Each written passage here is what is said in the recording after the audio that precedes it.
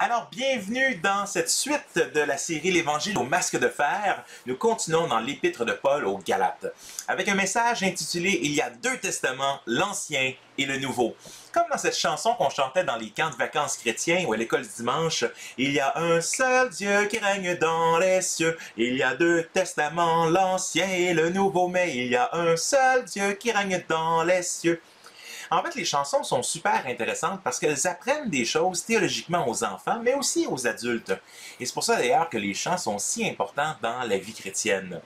Mais dans cette chanson, il y a cette vérité fondamentale, il y a deux testaments, l'Ancien et le Nouveau. Il y a deux alliances, l'Ancienne et la Nouvelle. Et on sait que nous vivons en tant que chrétiens dans la Nouvelle Alliance. Et que l'Ancienne Alliance, en fait, on attendait la venue du Messie. Dieu, on l'a vu dans les dernières vidéos, avait fait une promesse avec Abraham, qu'il bénirait sa descendance, que sa descendance serait nombreuse, qu'elle serait bénie d'entre toutes les nations. Et entre le moment que la promesse est venue et la promesse a été annoncée, il y a eu la loi, les 430 ans en esclavage, et donc la libération du peuple d'Israël, monter sur le mont Sinaï, recevoir la loi, la conquête, etc. Mais tout pointait toujours vers Jésus et vers qu'est-ce que Dieu viendrait accomplir avec la croix et dans cette nouvelle alliance. Quand Jésus va venir, par exemple, lors du dernier souper, qui est la Pâque juive, mais Jésus, donc, comme plusieurs des fêtes, à chaque fois que Jésus se prononce dans l'Évangile de Jean, par exemple, il adresse souvent la journée d'une fête, comment son message accomplit d'une certaine manière, par sa venue, les différentes fêtes et les différentes choses de l'Ancien Testament, au point que l'Épître aux Hébreux va appeler souvent les sacrifices de l'Ancien Testament, le tabernacle dans l'Ancien Testament, et beaucoup de choses vont l'appeler des ombres, des choses qui allaient venir bientôt. C'est un peu comme si l'Ancien Testament était le trailer du film qui allait venir, mais maintenant qu'on a le film, on n'a plus besoin du trailer. Et des fois, le trailer, on peut l'examiner quand on regarde le nouveau Star Wars qui sort, on essaie d'avoir des indices de ce qui va se passer, mais maintenant, on n'a plus besoin de regarder les trailers de nouveau, car nous avons le film et nous pouvons analyser le film plutôt que le trailer du film. Mais il va arriver des gens et particulièrement ça va arriver dans l'Épître aux Galates et dans le judaïsme du 1er siècle, où les gens vont dire non, retournons au trailer, puis restons dans l'Ancien Testament et continuons ce qui est là, puis ce qu'ils n'ont pas compris exactement comment ça se passait d'une alliance à l'autre. Lorsque Jésus, le jour de la Pâque juive, prend la scène avec ses disciples, prend le pain et le rompt, il dit « Voici mon corps qui est donné pour vous, qui est rompu pour vous. Voici, prends la coupe, voici mon sang qui a coulé pour vous. Cette coupe est la coupe de la nouvelle alliance en mon sang. » Et donc, comme le sang scelle l'alliance de la nouvelle alliance, nous sommes maintenant dans l'arrivée de ce que Jésus avait promis, une nouvelle alliance où, dans le fond, il vient bénir toute sa descendance. Et comme nous l'avons vu dans l'Épître aux Galates, la descendance de Jésus, et on le voit aussi dans l'épître jumelle non identique de Galates qui est romain, que le véritable juif, aux yeux de Dieu, c'est celui qui met sa confiance en Jésus, c'est le croyant qu'il soit juif ou non juif qui met sa confiance dans le Messie. Donc il y a deux testaments, l'Ancien et le Nouveau, et Galates 4 est un des passages les plus difficiles, les plus complexes du Nouveau Testament parce qu'il va utiliser une image qui est très difficile pour nous à comprendre, mais on va décortiquer ça un peu ensemble, en soulignant quel est le point principal, premièrement, que l'apôtre Paul va faire dans son texte. C'est essentiellement qu'il y a, comme il y a deux testaments, l'Ancien et le Nouveau, il y avait deux peuples. Et il y avait le peuple des Juifs, et il y avait les autres nations connues comme le nom des gentils ou des païens, c'est plusieurs des termes qui sont utilisés. Un païen, ultimement, c'est quelqu'un qui adore d'autres dieux ou des idoles, des dieux qui ne sont pas réellement des dieux. Mais l'apôtre Paul va continuer en Galates chapitre 3, ce qu'on a vu dans la dernière vidéo, il y avait deux peuples, mais tous les deux, et c'est le point où on entre maintenant dans Galates chapitre 4, tous les deux sont devenus héritiers et fils. Et Paul va continuer à démontrer que les Juifs aussi ont eu besoin d'être adoptés fils par Dieu, parce qu'ils ne l'étaient pas de nature, eux non plus. Ils le sont par élection. Et les païens peuvent entrer dans le peuple de Dieu de la même façon par adoption. Alors, tournons ensemble en Galates chapitre 3, verset 29, et jusqu'à chapitre 4, verset 3, et on va regarder par section un peu les différents passages du chapitre 4.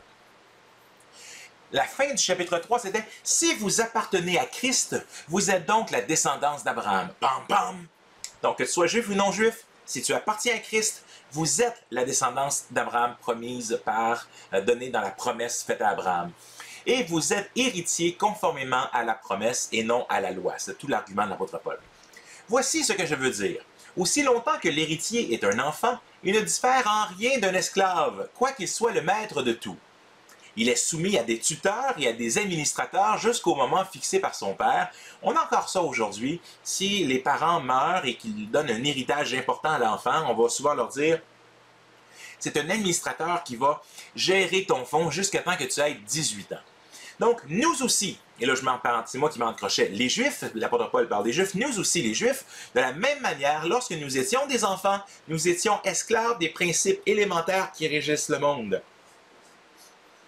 Chose vraiment importante ici, plusieurs choses. Premièrement, l'apôtre Paul est en train de dire, même nous les Juifs, en fait, avant la venue de Jésus, nous étions des enfants, mais nous n'avions pas encore non plus la promesse.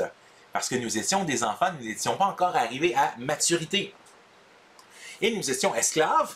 Et là, le passage est un peu difficile. Des principes élémentaires qui régissent le monde, les éléments. Des fois, dans le grec, les éléments référaient donc à l'air, donc les 4 éléments de la terre, le feu, la glace, l'eau, etc. Mais bien sûr, ici, l'apôtre Paul ne fait pas nécessairement référence à ça, bien que les païens adoraient parfois les éléments et diverses choses comme ça.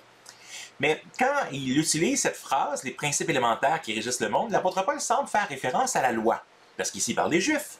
Nous, de la même manière, lorsque nous étions des enfants, nous étions esclaves des principes élémentaires qui régissent le monde. C'est comme si, à quelque part, des fois, avec la loi, et c'est une chose, Dieu a donné la promesse dans l'Ancien Testament, et que c'est par la foi qu'on est sauvé. Mais en bout de ligne, le peuple souvent devient dur et Dieu donne la loi. Un peu comme quand nos enfants, quand j'étais jeune, à un moment donné, disons que j'avais beaucoup d'énergie et je faisais souvent des choses un peu nounoun ou imbéciles. Et donc, tu sais, l'idée là, fais rien de grave ou sois gentil, ça serait simple hein, si on disait juste aux enfants, sois gentil. Mais non, on a une liste de choses. Cours pas dans la maison, mange pas n'importe quoi dans le frigo. Donc, on a une liste de longues choses et ce qui est arrivé, c'est qu'à un moment donné, plus que je faisais des choses étranges, la liste de choses qui étaient sur le réfrigérateur, j'avais une liste de choses qu'il ne fallait pas que je fasse. Et donc, la réalité, c'est que la loi, c'est un peu comme ça. C'est-à-dire, Dieu a dit, écoute, je t'en donnerai 2 commandements. Là, au début du Deutéronome, là, tu aimeras le Seigneur ton Dieu de tout ton cœur, de toute ta force, et l'idée d'aimer ton prochain comme toi-même. Tout est résumé là-dedans, comme Jésus le dira. Mais si tu veux vraiment que je sois précis, en voilà 613. Et donc, à quelque part, la loi, il y a beaucoup de choses de base dans cette loi-là. Il y a même des choses que les Israélites ne comprenaient pas pourquoi ils les faisaient, mais souvent, les choses étaient séparées en pur, impur, pur, impur, juste pour aider les Israélites comme un pédagogue. Comme quand on commence avec les mathématiques de base, avant de faire des mathématiques plus compliquées, mais on t'apprend à mettre les choses de base, telles que mange pas telle chose, manger telle chose, ceci est pur, ceci est impur, un jour de côté pour l'adoration versus alors que le Nouveau Testament nous dit mais tous les jours sont pour l'adoration. Mais on comprend que les principes élémentaires ici peuvent pointer d'une certaine manière aux choses que les païens font, mais comme ici ils traitent des Juifs, ils semblent parler de la loi, ce qui est un peu étrange, parce que c'est Dieu qui a instauré la loi dans l'Ancien Testament. Mais c'est un peu comme mettre les petits trous sur le vélo arrière des enfants au début, mais ça on part avec les principes élémentaires, parce que vous êtes, dans ce cas-ci les enfants sont jeunes, c'est pas leur faute s'ils ont des petits trous, mais parce qu'on met ça parce que tu es plus jeune et que tu as besoin de grandir, on va attendre que tu sois plus mature et habile pour pouvoir les retirer. Alors, l'apôtre Paul commence par dire que nous étions, nous aussi, les Juifs, esclaves des principes élémentaires qui régissent le monde. Mais, lorsque le moment est vraiment venu, Dieu a envoyé son Fils, donc une grande phrase célèbre, Dieu a tant aimé le monde qu'il a donné son Fils.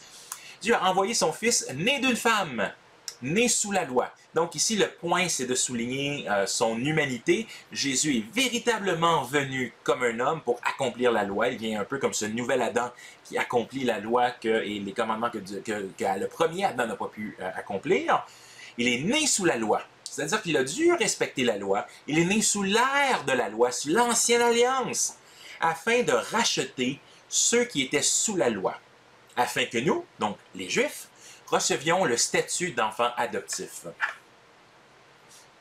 Alors que ici, l'apôtre Paul dit, dans le fond, oui, les Juifs sont des enfants, étaient des enfants de Dieu, j'ai un certain sens. il a appelé Israël son fils dans l'Ancien Testament. Mais ici, ce que l'apôtre Paul dit, c'est qu'en bout de ligne, jusqu'au moment où Jésus venait, ils étaient encore des mineurs. Ils n'ont pas encore rentré dans leur héritage. Mais maintenant qu'ils rentrent dans leur héritage, ils n'ont pas à continuer d'agir comme des mineurs et de suivre toutes les règles que les mineurs devaient suivre en attendant d'être à la majorité.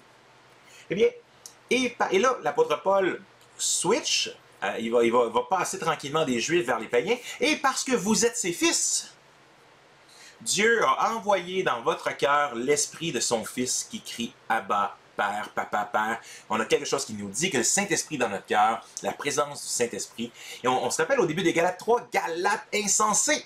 Voulez-vous continuer par la chair, ce qui a été commencé par le Saint-Esprit? Est-ce que les miracles, les choses incroyables qui arrivent parmi vous, c'est la chair ou la loi qui a fait ça, ou est-ce que c'est l'Esprit au travers de vous? Et donc ici, il est en train de nous dire, de la même manière, le Juif a besoin de devenir mature afin d'hériter des promesses depuis que Jésus est là. Et deuxièmement, mais Dieu a mis le Saint-Esprit dans le cœur de ses enfants, les Juifs. Ainsi, tu n'es plus esclave, mais fils. Si tu es fils, tu es aussi héritier par Dieu, par Christ. Et héritier de Dieu par Christ.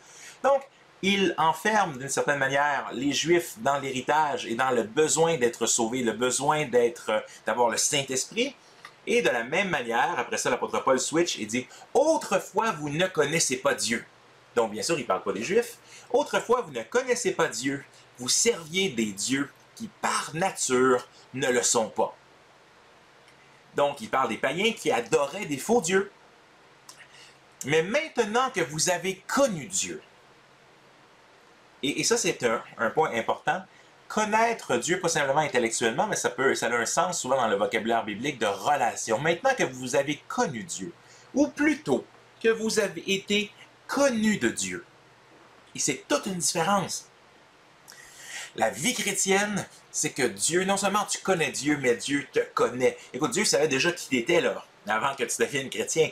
Mais il y a une relation avec Dieu maintenant que vous avez connu Dieu, ou plutôt que vous avez été connu de Dieu, parce que c'est lui qui vient frapper à la porte de notre cœur. Ce n'est pas de nous que vient l'initiative du salut.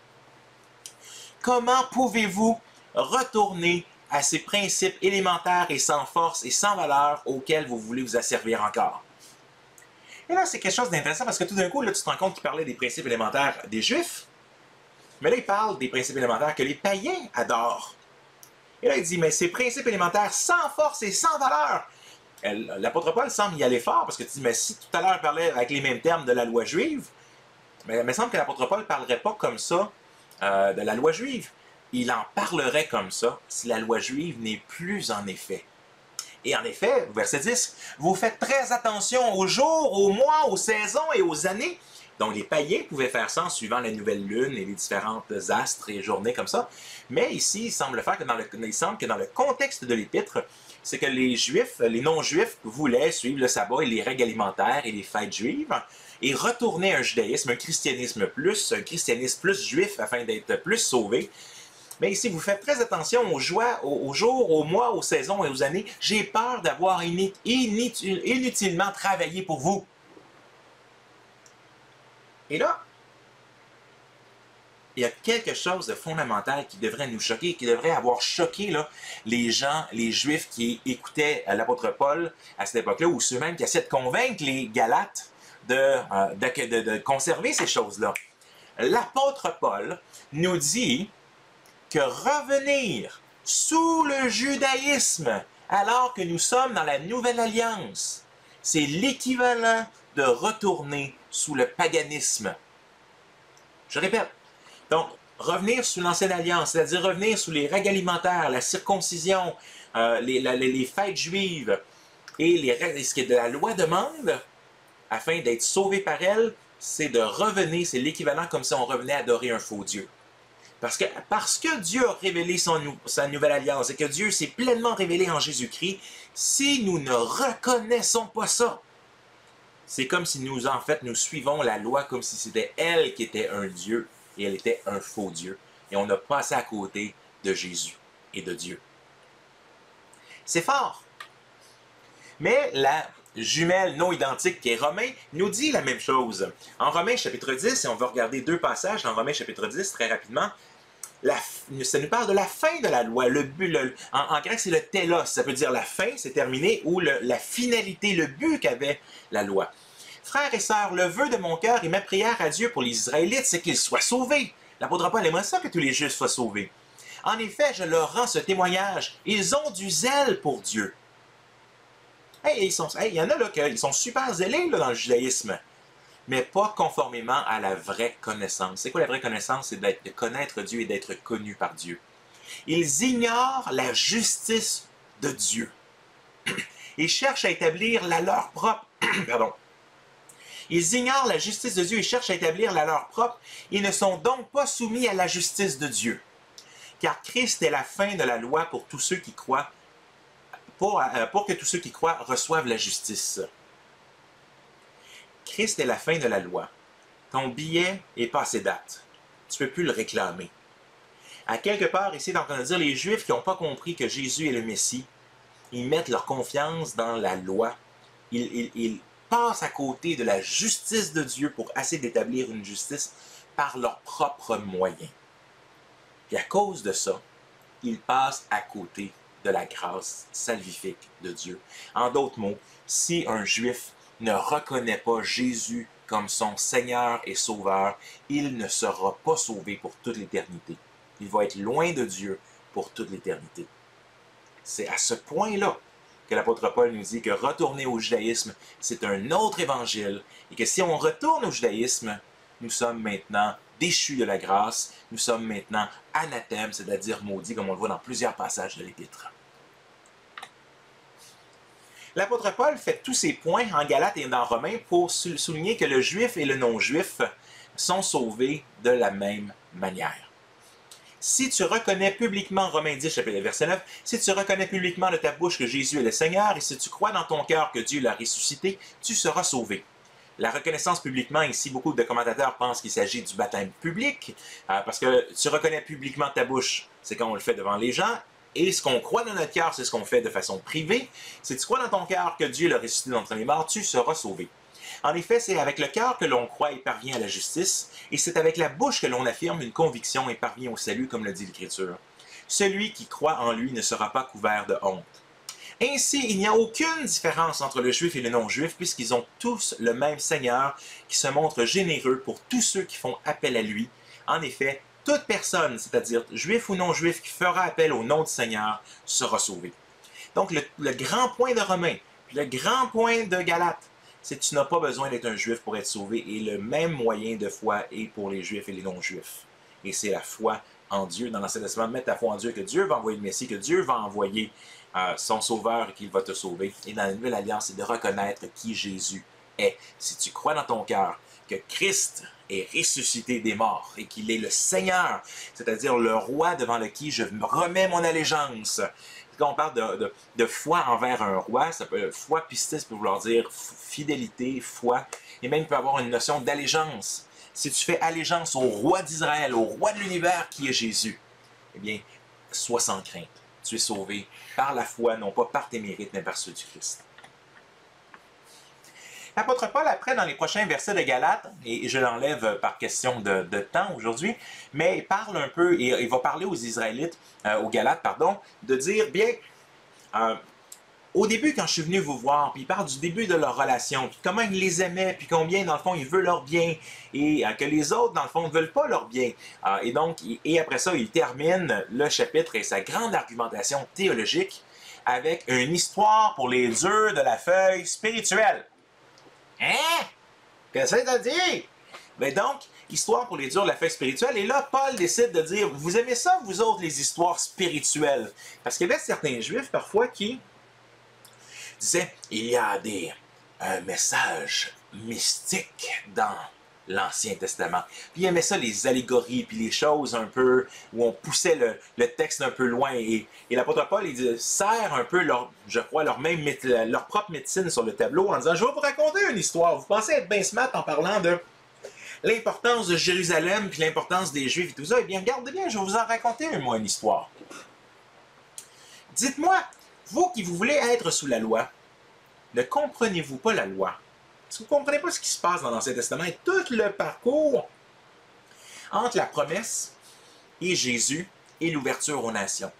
En effet, il est écrit qu'Abraham a eu deux fils, un de la femme esclave et un de la femme libre. On se rappelle l'histoire. Dieu avait promis un fils à Abraham, mais Sarah, qui trouvait que Dieu ne répondait pas assez vite à sa promesse, a décidé de demander à Abraham de prendre aussi sa servante comme femme et d'avoir un enfant avec elle, mais que ce serait essentiellement Sarah qui l'élèverait, puis bon, pourrait profiter d'avoir maintenant le fils de la promesse. Sauf bien sûr, dans l'histoire, Dieu va un peu être fâché de ce manque de foi par Sarah, et Sarah va tomber enceinte et va avoir Isaac.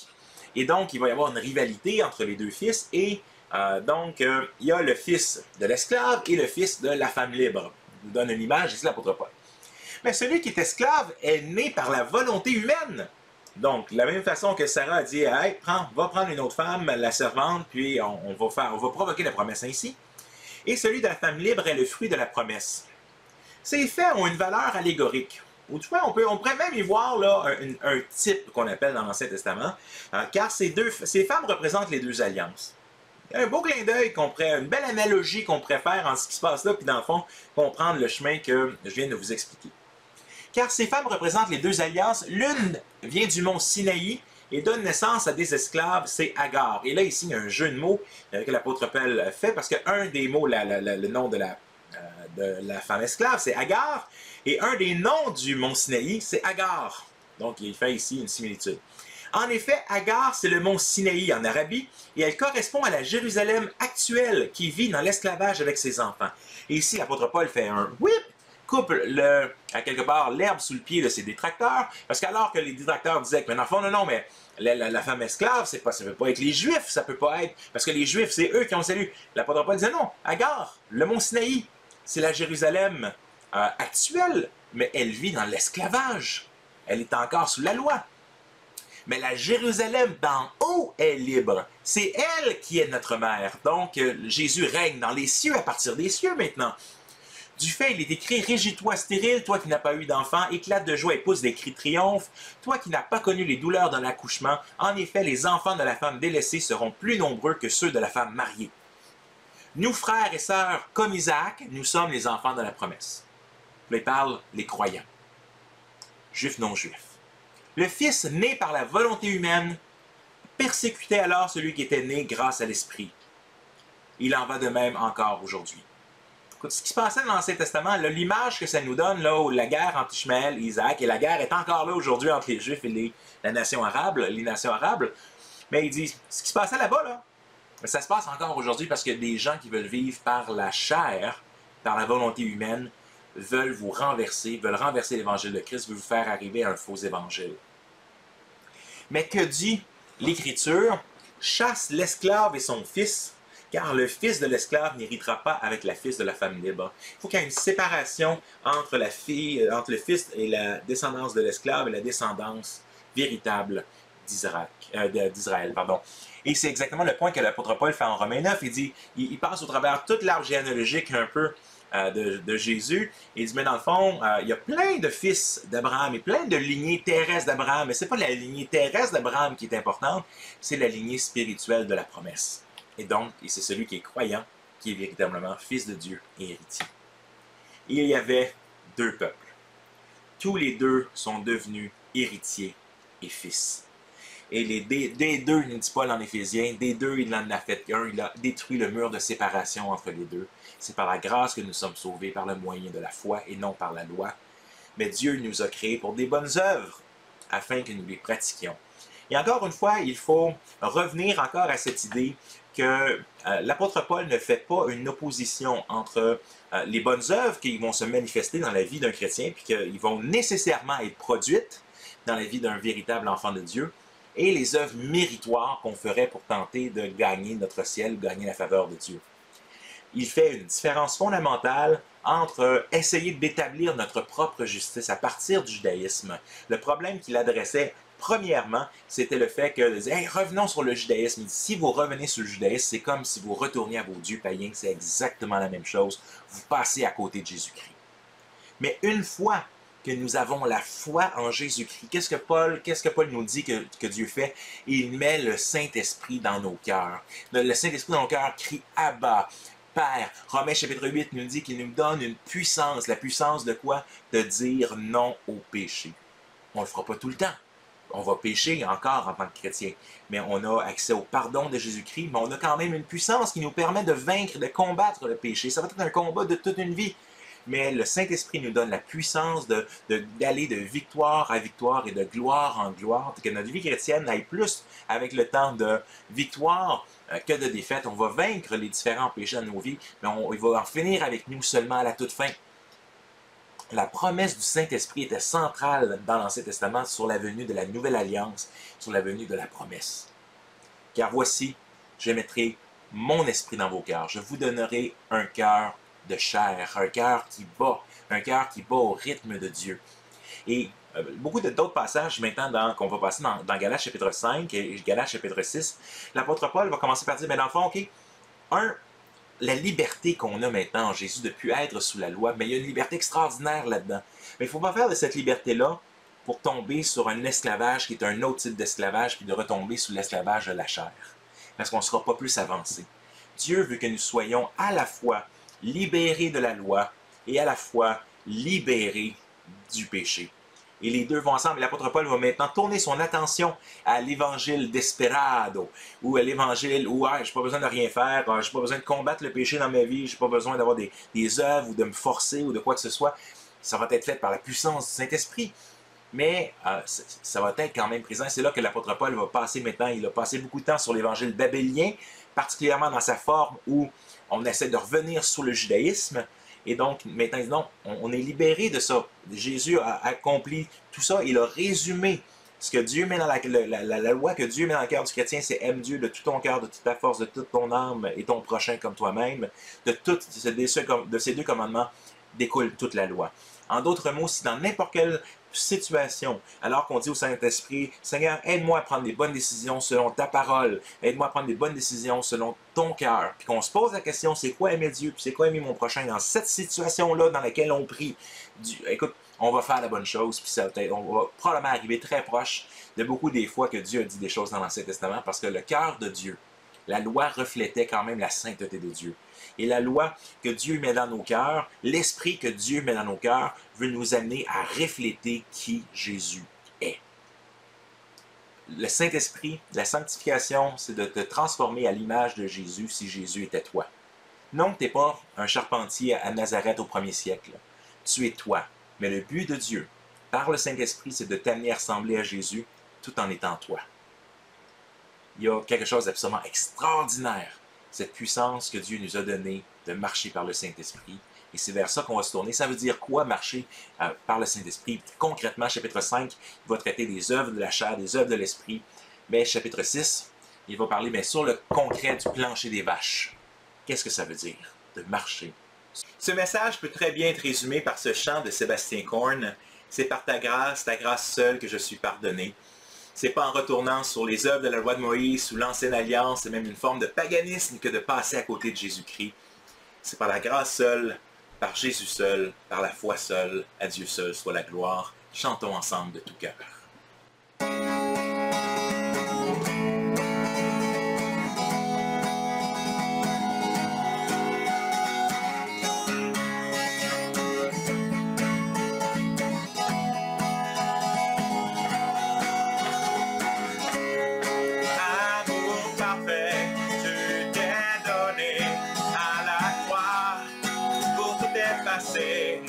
De mes péchés, tu t'es chargé sur le bois. C'est par ta grâce seule, que je suis pardonné. C'est par ta grâce seule, que tu m'as racheté. Oh, oh, merci pour ma foi, ton amour pour moi. Oh, oh, ta grâce ne faillit pas.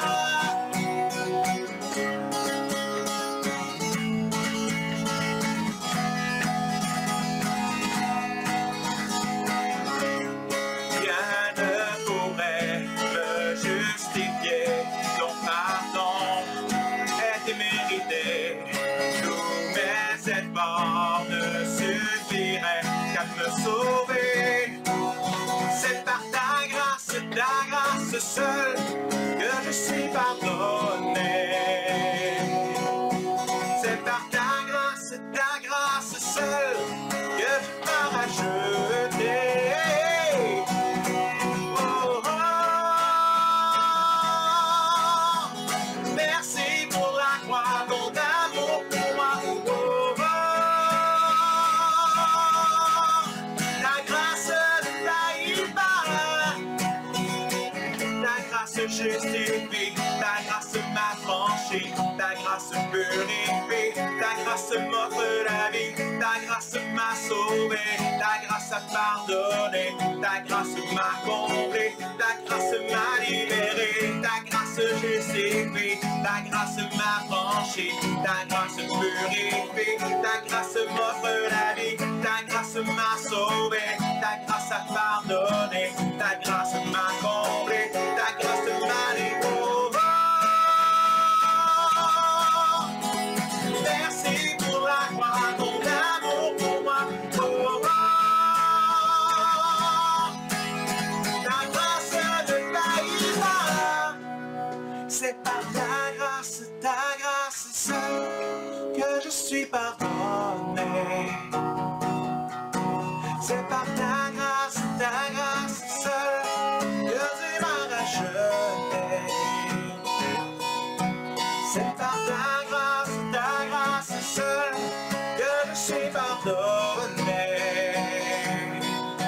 C'est par ta grâce seule, que tu m'as racheté.